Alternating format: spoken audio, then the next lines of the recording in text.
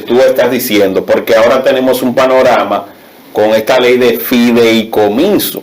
¿Qué pasaría si esas empresas o esos dueños de esos negocios deciden a través de empresas offshore, empresas de carpeta, de esas que tienen en Canadá, meterse de lleno también en otros negocios en el país? Mira, la ley de fideicomiso es un sueño. La ley de fideicomiso público, para ser más preciso, es un sueño. Es un deseo de Luis Abinader y un grupo de empresarios.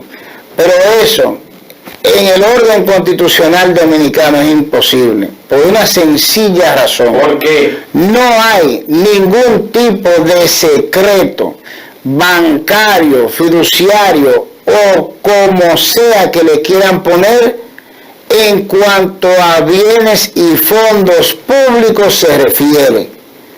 Es diametralmente opuesto a la obligación de transparencia en la administración de fondos públicos que exige la Constitución de la República Dominicana.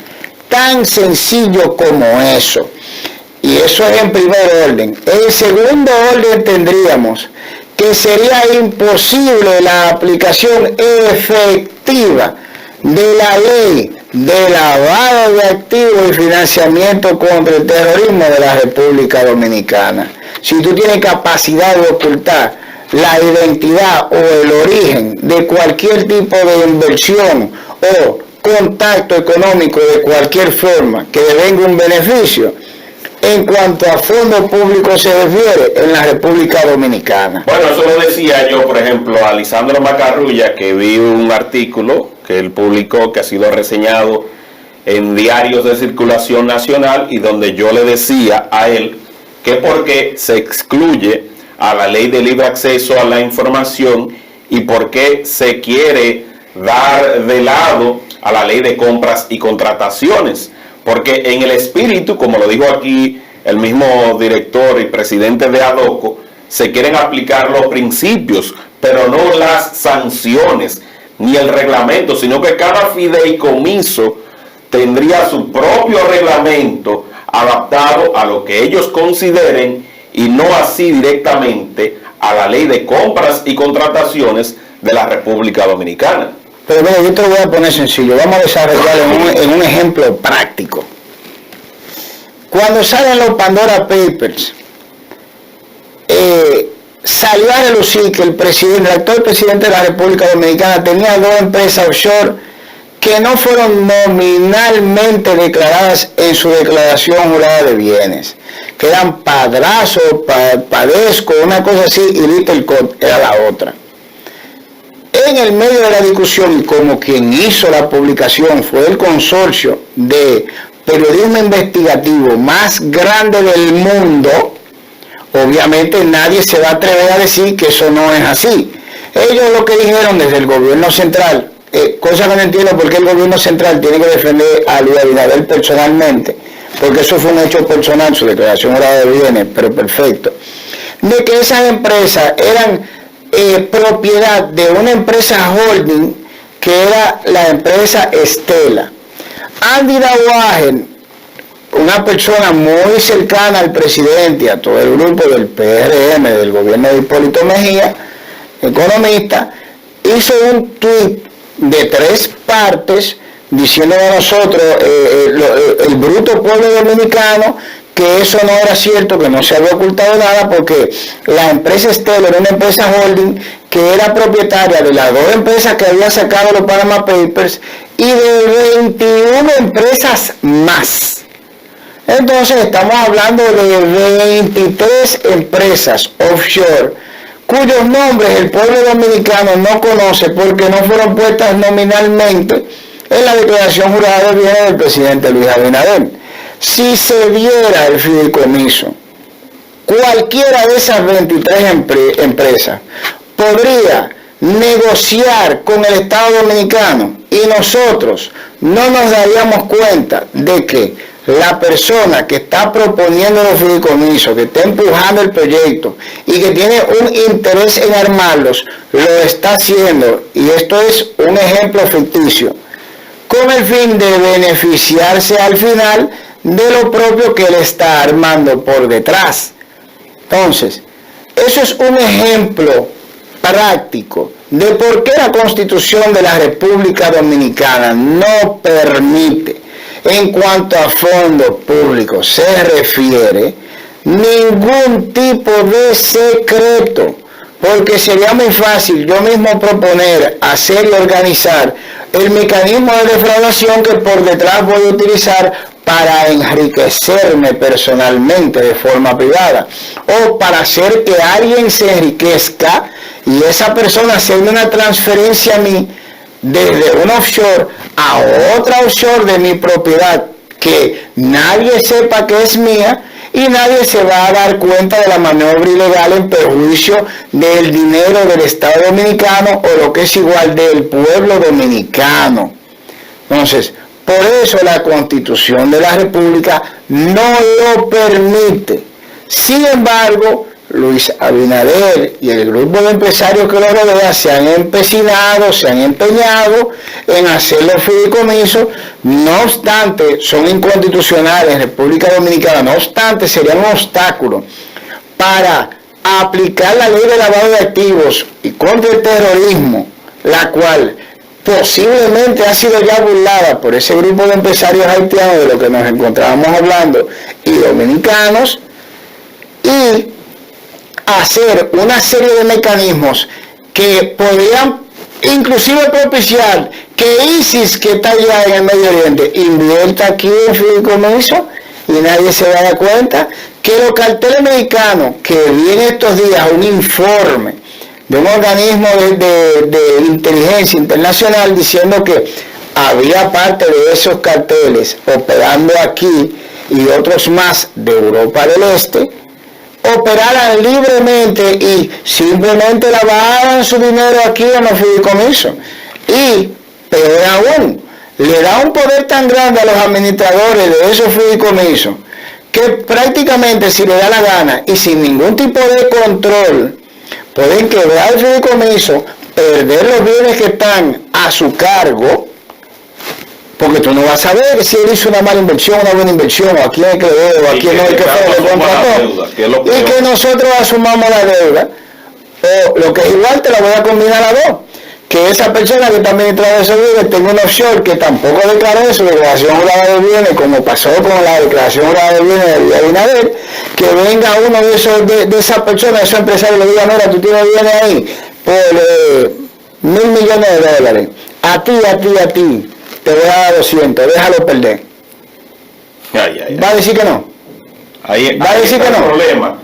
Y sobre ¿Va a decir que no? Realmente, cuando se trata de un alquiler y un arrendamiento del Estado por 30 años.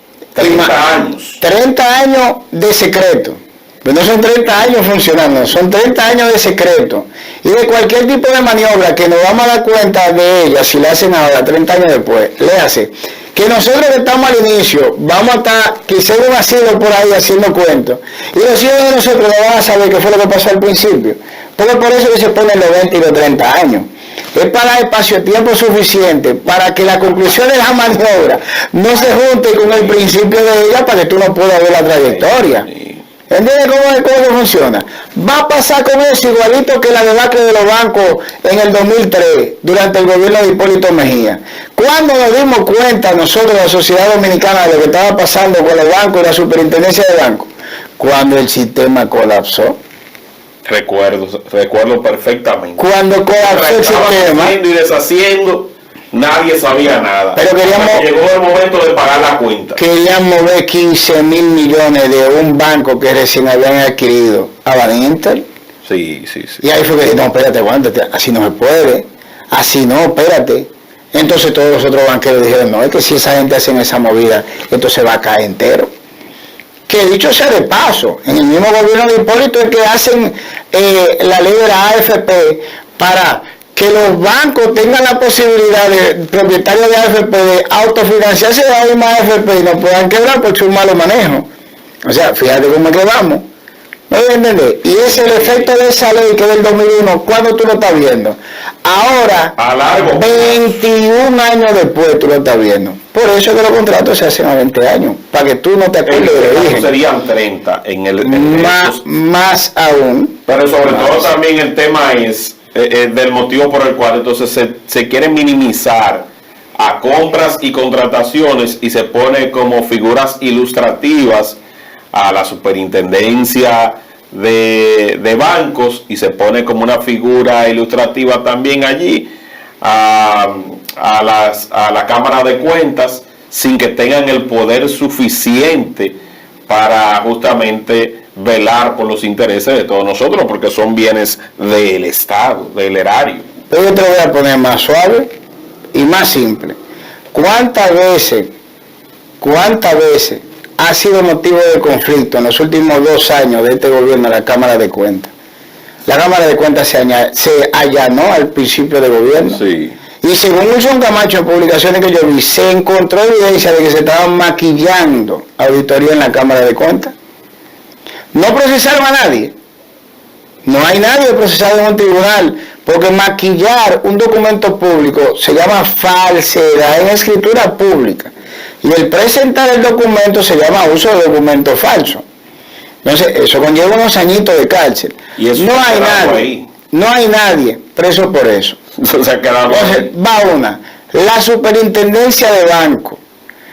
De la superintendencia de banco, si mal no recuerdo yo, durante la debacle del sistema bancario dominicano, hubo un problema porque se perdieron unos pagarés por 10.000 millones de pesos que habían suscrito los pelleranos, según se publicó en esa época. Sí. Que supuestamente se habían perdido los pagarés de la bóveda. De la bóveda del Banco Central, creo que era, que ese manejo había sido supervisado supuestamente la admisión de la deuda en beneficio del sistema bancario dominicano y del Estado por la superintendencia. O sea, todas las autoridades que se supone vigilaran el sistema bancario estaban metidas en la pérdida de ese pagaré, y al final lo que dijeron fue que supuestamente se le devolvió el pagaré al propio deudor. ¿Tú crees que lo pagaron? No, jamás en la vida. Bueno, habría que confirmar si lo pagaron o no.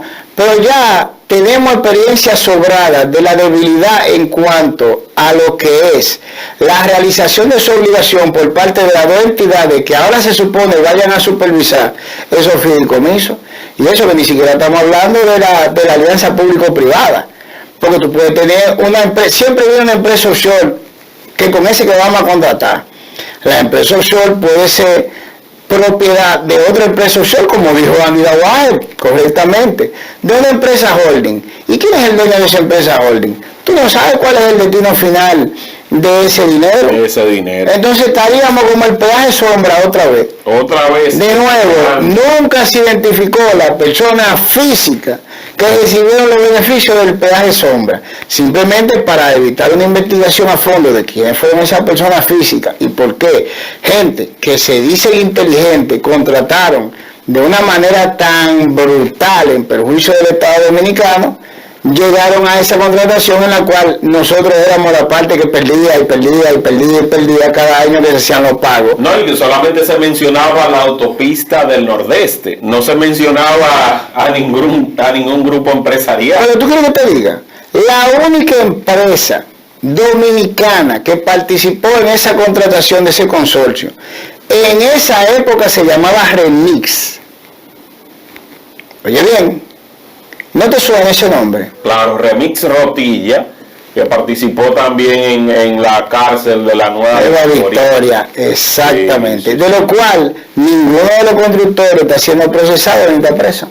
No. Todos tienen un capítulo en la acusación Medusa diciendo si nosotros tenemos que pagar a Jan Alain 20% de soborno, del monto, etcétera, etcétera. O sea, eso es penado por ley con 10 años de cárcel.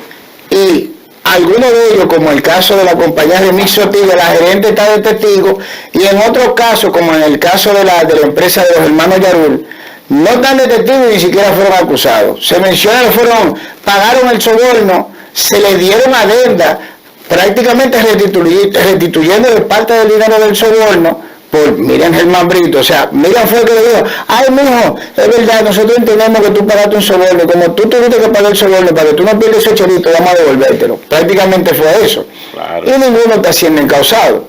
Entonces, fíjate cómo esa opacidad, esa falta de transparencia prohibida por la Constitución de la República permite que personas que se han visto envueltas, no podemos afirmar que lo hicieron porque no se llevó una investigación a cabo a fondo. La presunción de inocencia. De lo que fue el peaje sombra, se han visto envueltas en maniobras perjudiciales para el Estado Dominicano sin ningún tipo de investigación.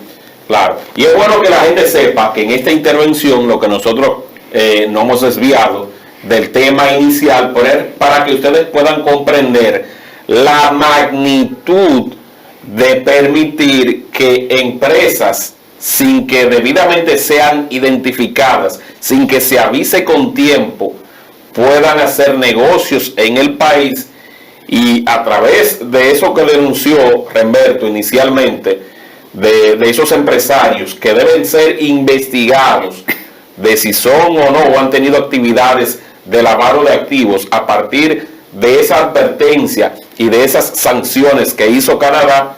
Entonces es por ello que también es necesario que sepamos el contexto en el que nos encontramos, porque nos quedan futuros contratos, futuras alianzas y futuras decisiones en el cual tenemos que tener un marco regulatorio y legislativo que no dé amparo para que gente que no se sabe de dónde trae su capital venga aquí al país y después las secuelas de sus negocios nos dejen grandes pérdidas. Eso es lo que nosotros queremos con esta intervención. Claro, además para que la gente sepa cómo funciona un engranaje, que no es una cosa de lo que uno ve, es todo lo que uno no ve, todo el camino de ese dinero y dónde llega a parar ese dinero y por qué se pueden hacer ese tipo de maniobras aún. Y se eligen precisamente países con gobiernos débiles a nivel estatal como este para hacer ese tipo de maniobras. Y a eso tú le sumas una ley de fideicomiso que impide que el pueblo, que es en República Dominicana quien en los últimos 20 años se ha dado la tarea de vigilar su propia constitucionalidad y legalidad en lugar de ser el gobierno, entonces ¿a dónde vamos a parar? ¿Qué es lo que no va a pasar por aquí? Esa sería la pregunta. No es qué es lo que va a pasar por aquí, es qué es lo que no va a pasar por aquí. Así de sencillo. Remberto Rey.